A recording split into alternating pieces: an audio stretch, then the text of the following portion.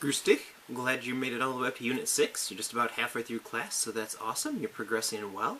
You just learned about professions, so that's great stuff. There are just two things that come up with this unit. Apparently two things is going to be a big theme of our series here. I didn't realize that before I started getting into it, but it's interesting to learn that as well. So, the two things that come up in this unit, the assignment asks you to give the profession of different people in your life.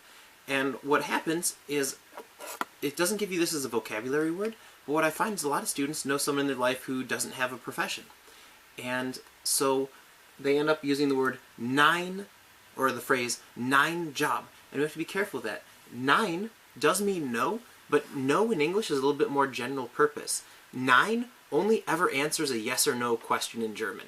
So if you're being asked yes or no, you can use nine. Otherwise, you can't. Two ways we can get that same idea across.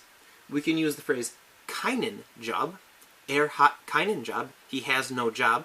So kein, or in this case keinen, because we have a slightly different ending, is the word no. They have two different words for no.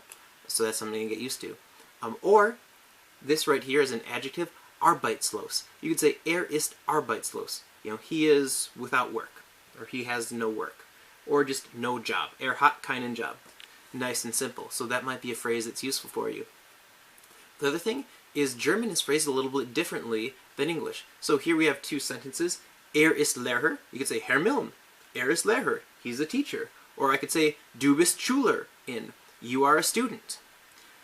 If we translate that word for word, you might notice we just have, he is teacher, or you are student. And that sounds a little bit funny, because in English we'd say the word a in there. He is a teacher, you are a student. In German, we don't do that, so that takes a little bit of adapting. It's really hard when Germans phrase things differently than we would in English to get that phrasing right, because just out of habit we want to put that in there. So that's something to be careful of in your work. You're going to drop out the word a when you're talking about a profession. Just ist Lehrer, sie ist Schülerin, or so on for any profession.